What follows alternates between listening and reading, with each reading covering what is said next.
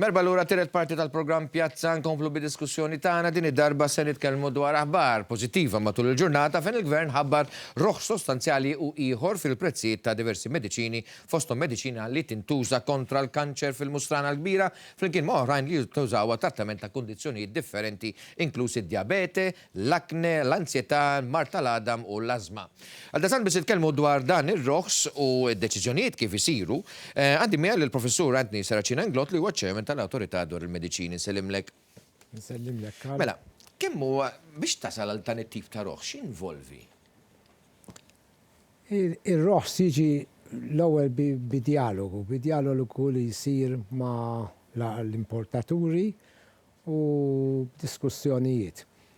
L-MCCAA li magħha naħdmu viċin ħafna iżomm ruħa informata kif qed jitqablu l-prezzijiet pereżempju lokali ma' prezzijiet barra minn Malta. Sewwa. U kemm jista' jkun naraw li l-prezzijiet f'Malta jinbijaw mhux ħola minn barra u waħda mir-raġunijiet għaliex inkella kien qiegħed jiġri li xi pazjenti kienu jmorru barra minn Malta fejn din id-differenza u jsibuh irħas u jixtruh minn hemm. U da, ovvjament, kien ta' konvenjent għal-pazjent, konvenjent għal dak il-pazjent li jrid joqgħod jara jsib minn sejjer barra u jixtrih, u inkonvenjent u koll ma jagħmilx tajjeb għall-importatur illi ma jkunx jaf bej wieħed u ieħor kemm sejbeħ mediċini, jibqgħu il-mediċini fuq l-iskaffa, l-ispiżjali kollu diffikultà jiffaċċja l-klijenti li jaħsbuh da jgħidulu isma' da rajnieh fuq l-iskaffa Brussels pereżempju bi prezz 10 euros inqas jew 10 euros inqas finti qed bijaw dan il-prezz. Spjegali għax forsi ħafna anke telespettaturi xi wassal biex il-prezzijiet tal-mediċini jkunu ola minn normal dak li huwa fil-pajjiżi kompetituri magħna. Hemm diversi fatturi. L-iżjed fattur li huwa komuni huwa li ditti jista' ma jkollhomx interess li nħabba suq żgħir ħafna. Speċjalment għax is-suq tagħna huwa iżgħar, il-prezzijiet jolew minħabba l-kwantitajiet ordnati ma jiġġustifikawx roħs fil-prezzijiet. Għax inti huma negozjati kif huma fl-Ewropa llum wieħed jinnegozja l-prezzijiet. L-Ewropa tik iċ-ċans li tinnegozja il-prezzijiet kif wieħed irid. Allura inti li jiġri huwa li da anke biex jibatomlok jekk se it-trasport, illum hemm ħafna kontrolli kif tibgħat il-mediċini, kontrolli kif tistorjhom, anke kif tibgħathom fuq l-ajruplan, anke kif jiġu ħafna spejjeż. Issa jekk inti jkollok batch pereżempju ta' 10 pakketti, l-istess kontrolli jridu jintużaw għas kemm kieku ġib 10,000. Fimtek. Issa, għal dan ir-roħs li jikkonċerna illum? Il-roħs li għamilna llum wara li iddiskutejna ma' dawana jkollna wkoll ħafna laqat maqdiet tal-industrija u hekk u nesponu din il-problema li mhix problema ta' Malta biss, hija problema tal-pajjiżi żgħar ġeneralment. Dak huwa l-ewwel mezz, ġifieri billi niddiskutu mad-ditti u mal-aġenti u ħafna drabi bir-rida tajba, tiskanta kemm issib rida tajba anke f'dan is-settur, qed naslu għal dan ir-roħs. Però barra minn hekk hemm roħs ieħor li qed jitfaċċa u dan huwa r-roħs billi ikollok available il-prodotti ġeneriċi. Jiġifieri l-istess prodott jispiċċalu l-patent tiegħu u allura jkun hawn manifatturi oħra li jistgħu jbijawh. Daw biex ipoġġuh fis-suq, ipoġġuh bi prezz irħas. Barra minn hekk ifisser li jista' jkun hemm ditti oħra li jipproduċu, allura aħna naraw. Nużaw effort biex naraw li kemm jista' jkun id-ditti jirreġistraw il-prodotti ma' Malta biex bess ikun hawn l-għażla u bekk ikun hawn il-kompetizzjoni. U dik twassal għal roħs fil-prezz. Aħna għandna awtorità effiċjenti ħafna illi tagħmel il-prodotti, tirreġistra l-prodotti f'żmien records u tikkopera ħafna u tinkoraġġi ħafna reġistrazzjoni. Da serva it's a win-win situation għax bija għenet ukoll biġibna l-awtorità tal-mediċini minn awtorità falluta li ma kellix flus biex tmexxi għal-awtorità li issa hija sostenibbli. Jiena nara minn daw il-prezzijiet hemm roħ sostanzjali anki ta' 34% mill-prezz. Jiġifieri hemm il-Diamicron li huwa pereżempju ta' diabete illi naqas sostanzjali minn 11 euro 65 ċentesmu għal 7 euro. Li mhuwiex ċajta. Jiġifieri jidher li sar sforz enormi biex jinżlu dawn il-prezzijiet. Sforz l-isforz huwa kbir huwa hemm anke iżjed persenti anke iżjed għoljin minn dawk u l-iżjed huwa l-interessanti li kifettek barra din is-sitwazzjoni tal-generics irnexxinna wkoll irraħsu numri ta' prodotti oriġinali wkoll. Dana sar billi l-effiċjenza tal-awtorità, però wkoll bil-rida tajba l-kooperazzjoni illi irnexxinna inġibu lill-aġenti tal-mediċini kooperazzjoni sħiħa tkun kwistjoni wkoll ta' give and take waqt li qabel kien hemm wieħed ma kienx jismagħhom kien pjuttost jgħidina regulatur u ma jippurtanix jekk intom tfallux jew le.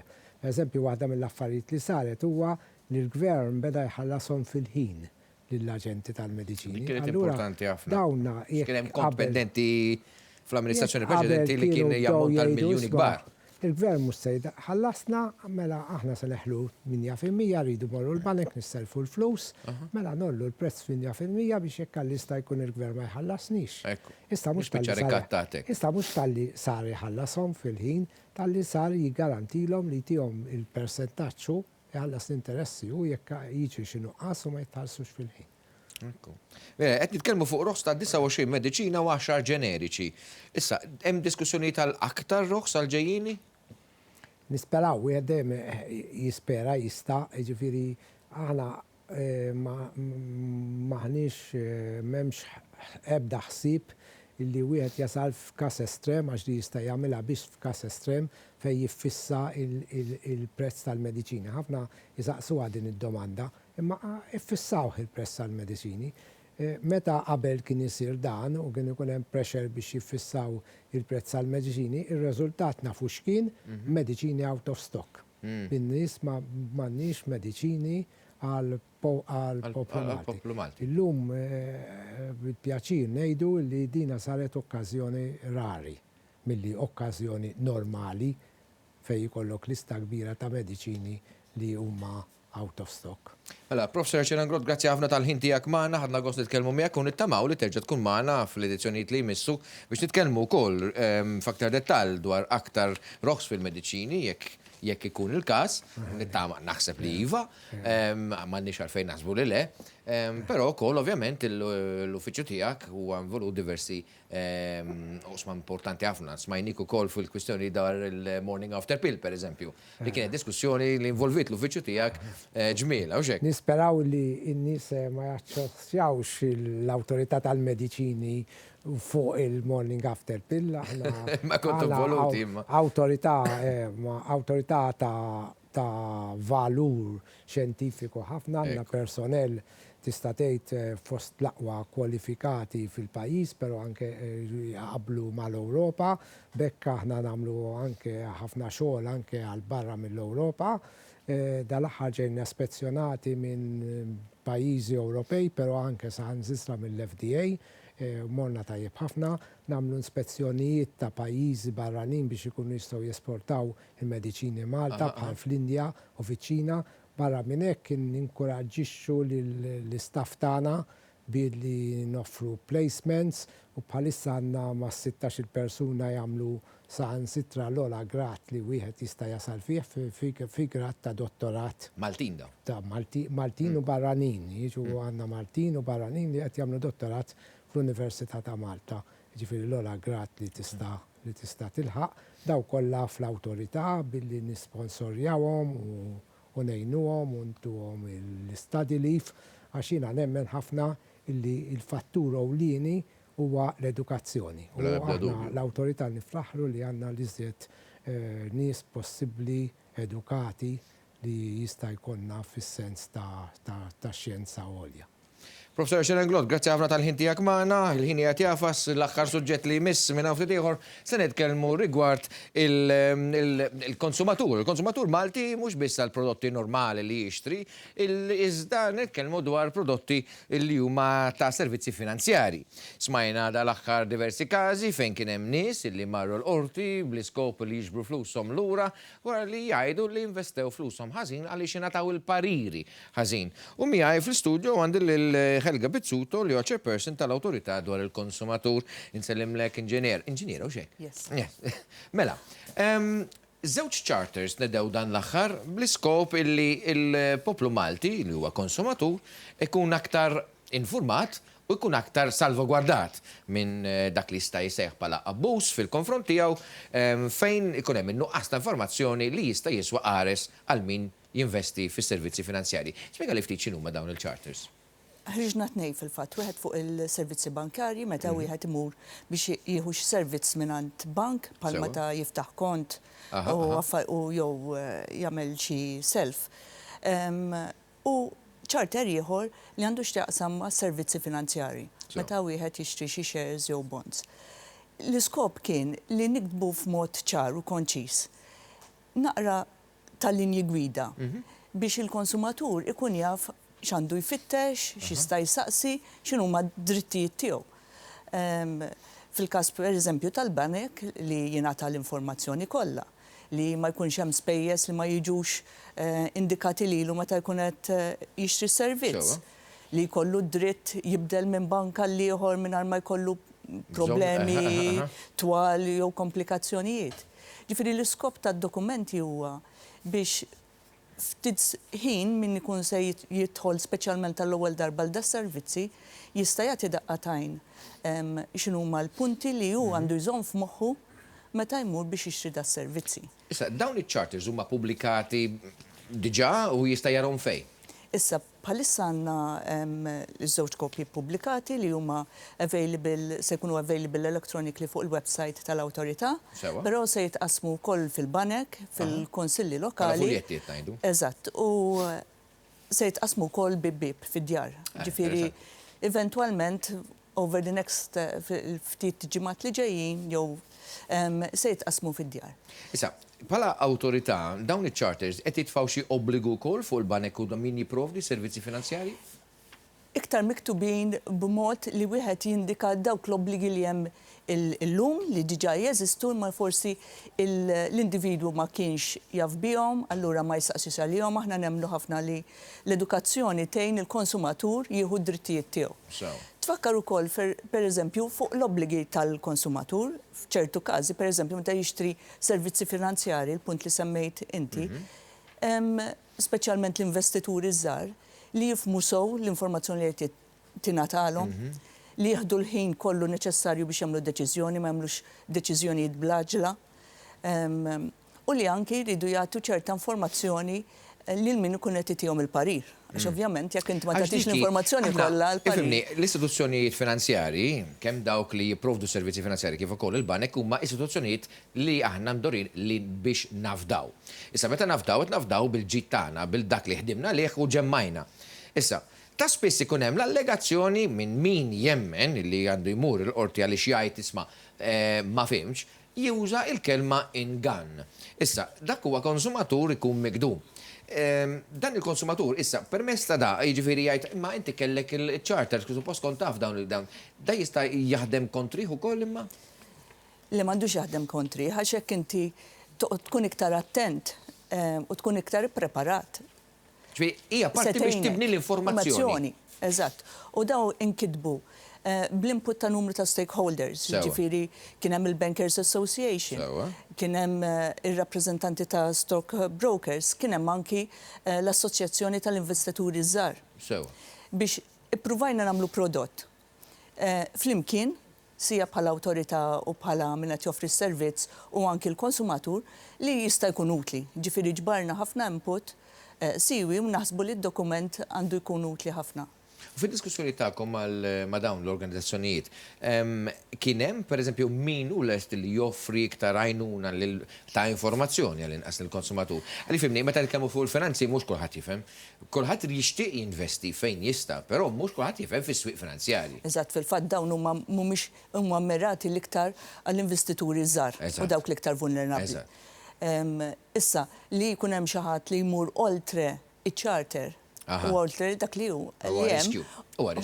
Ġifieri u tista' taraħ minna punt tod vista l-oħra li jekk ikun hemm xi istituzzjoni jew xi service provider li jagħti servizz iktar minn dak li hemm miktub fiċ-charter li huwa il-minimu li wieħed għandu jagħti jista' jkun ta' vantaġġ. Però hemmhekk ippruvajna norqtu dak li huwa il-bażiku li wieħed irid jaħdem fuq. L-autorità li inti tmexxi hija awtorità li ta' spiss forsi ma narawix u dejjem ngħidu sma' fejn hija organizzazzjoni tieħu ssib l-interessi u drittijiet tal-konsumatur propju inti tirrappreżenta l-awtorità Maltija dwar il-konsumatur. Tispjegalna ftit kif jistgħu jaċċessawk u x'servizzi qed toffru lill-konsumatur Malti? Ara nofru numru ta' servizzi, ħafna minnhom kif qed tgħid inti laqas jidhru. Għandna servizz dirett mal-konsumatur fejn aħna ngħinu jekk ikun hemm konsumatur li għandu xilment dwar xi ħadd minn fejn xtara xi prodott jew xi ħadd li taħ servizz. U hemmhekk għandna l-website jistgħu jċemplulna u jikkontattjawna u ngħinu anke nimmedjaw ma' min tagħhom is-servizz biex nippruvaw naslu għal ftehim. Però nagħmlu wkoll xogħol ta' dak li ngħidulu market surveillance li naraw li l-prodotti fuq is-suq huma ta' kwalità u safe li huma konformi mar-regoli tal-EU. Dan nagħmluh on an audit basis li jkun ippreparat fuq risk-based audit, ġifieri jekk toqgħod tikkonsidra l-prodotti kollha li jidħlu u li jinbiegħu fuq is-suq għandna firxa vasta li tmur mill-toys għal-likel u hemm entità oħra fuq likel, imma food supplements, per eżempju, pesticidi, ġifieri għandna firxa wiesa sija anki ta' skills flow autorità. U nemmen li tagħmlu wkoll monitoring fuq kartelli, per eżempju, kartells. Iva, għandna l-competition price fixing. arm, ġifieri hemm ukoll l-arm tal-competition li tħares. U ta' m'hemmx għalfejn li konsumaturi jitriggerjakom, le? Le. Jistu jisiru anki ġifiri minnaħa tagħna studji li nittriggerjaw aħna stess. U jekk il-konsumatur, ovvjament, intom tissalvagwardjaw l-interessi tal-konsumatur, hemm ukoll allura l-penali fuq min jabbuża. Ara fil-każ f'ċertu każi hemm fines li nistgħu nimponu aħna, hemm ukoll it-tribunal pereżempju fejn jista' jmur konsumatur. Ma' fil-każi tribunal u xek? Imur il-konsumatur li għandu każ li ma jiġix riżolt jistgħu jieħdu quddiem tribunal. L-awtorità tista' tressa każijiet quddiem il-tribunal? Le. X'jiġri fil-każ li jekk pereżempju, jekk l-awtorità ssib li ċertu price fixing sar, x'isir? Intervent dirett tal-awtorità biex twaqqaf dak jew m'hemmx tribunal għal dak? Li hemmhekk toħroġ deċiżjoni il-kompetizzjoni u mbagħad kontra dik id-deċiżjoni minn wieħed jista' jmur mbagħad għal tribunal biex jappella d-deċiżjoni ħadet l-awtorità. Mela, Helga Pizzuto, chairperson tal-Awtorità dwar il-Konsumatur, grazzi ħafna tal-ħin tiegħek magħna, diskussjoni interessanti, u jalla jkollna iktar opportunitajiet biex niltaqgħu miegħek għal dak li għandu x'aqsam max-xogħol li jsir fil-salvagwardja tal-konsumatur. Għandna ovvjament nerġa' nkunu magħkom nhar it-tnejn li ġej fis-6:30 ta' filgħaxija, il-lejla One News fis-7:30 immediatament wara Ġanis Bartolotto ritorna bil-One Week. Ma bali xejn ħlief li nawguralkom il-serata tajba l-weekend it-tajjeb u nawguralkom ukoll is-serata tajba. Saħħit.